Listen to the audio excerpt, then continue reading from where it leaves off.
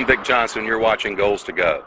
Today, the topic is becoming the person you need to be to achieve your goals, and we could not have anyone who knows that better. One of the great things for me about doing this show is I get to meet my heroes. I get to be around my heroes, and this is a hero in my life. He's a guy who's spoken to more than 6,000 audiences around the world, more than 4 million people. It's incredible. Just sitting here before we started today asking him what his upcoming travels are, literally all over the world. He's a guy who has mentored and touched the lives of tens, hundreds of thousands of people. Jim Rhon, thank you for joining us today. Vic, it's great to be here. Okay. You've said that to have more than you've got to become more than you are. A philosophy I picked up when I was 25 years old when I met a very extraordinary man by the name of Earl Schoaf. And he said, success is something you attract by becoming an attractive person. It's not something you pursue. What you pursue, more often than not, eludes you. But to become an attractive person. In leadership, I teach to attract attractive people, you must be attractive. And he called it self-development, personal development. And then a phrase that I've lectured on around the world, work harder on yourself than you do on your job. If you work hard on your job, you can make a living, which is fine. If you work hard on yourself, you can make a fortune, which is super fine. Mm-hmm. So that philosophy sort of became the centerpiece of my lectures all these years. Personal development, right. Work on yourself. Right. I started in terms of the business side, developing goals or developing skills I never had before, right, to achieve my overall goals for myself and for my family. I knew how to milk cows. I was raised in southwest Idaho, farm country, but it didn't pay very well. Then I started on a little part-time basis with a product in health and nutrition that I believed in and learned sales, how to get customers, and then how to turn customers into referrals and get some more. And the better you take care of them, the more business you do. Right. They'll help you find people you could never find on your own. So that was the first extra skill, besides those, little farm skills of, cutting weeds and milking cows. But that started me on a journey of personal development in terms of skills and disciplines. Right. The next one I learned was how to find good people. If you've got a project going and you need to have some people join you in the project, how to find them. And there's a simple Bible phrase that says, if you search, you will find. So I come up with the philosophy, finding is reserved for the searchers. Uh-huh. Not those who hope, not those who wish, but those who search. Uh-huh. And it also says if you want an open door of opportunity, you have to go knocking on doors. Right. So I really picked up on those early philosophies of developing skills and the reason for doing it.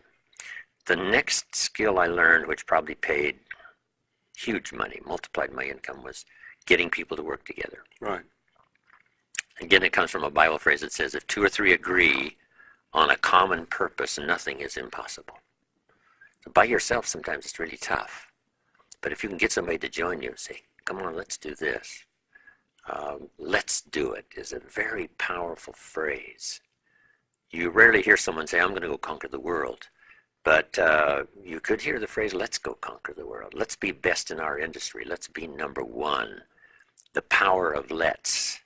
So I learned the value of that. All of my entrepreneurial projects are, not just myself, but 2, 3, 4 getting together to accomplish something unique. Right.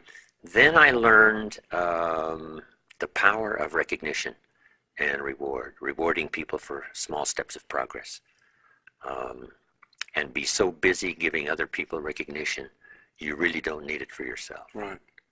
And that embraces then that phrase that Zig uses all the time. If you help enough people get what they want, you can have everything you want. Right.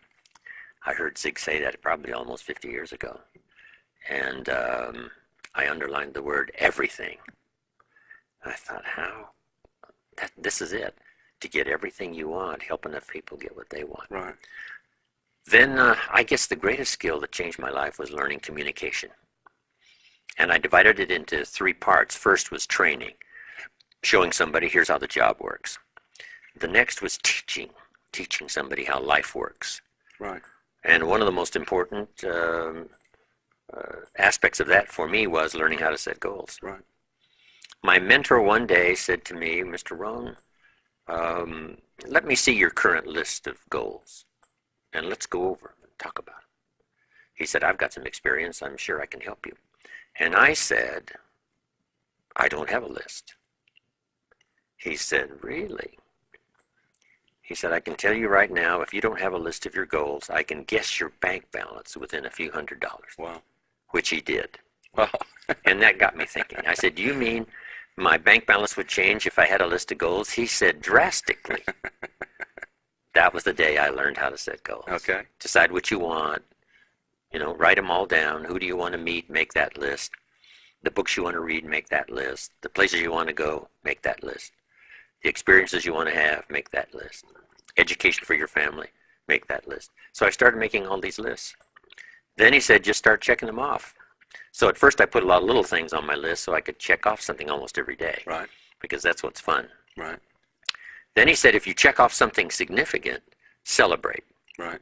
Because that'll inspire you to even develop a longer list. Right. So that's what drove me, developing skills, disciplines, and then learning communication and learning how not just to train, Right. but to teach. Then the ultimate communication skill was inspiring other people. Right. Well, I know I've heard you share the story of where you were when you met Mr. Schoaf. Like a lot of people find themselves, you were broke. Yeah. You were struggling. You were discouraged. And you met this person who you knew, as you shared with me, that he could be a life changer, that he could have a big influence on your life. After you got, so to speak, on the path, the right path, what was the first trait that you went to work on personally? What did you feel like you had to change first about yourself? I had to develop a real appetite for learning. Okay.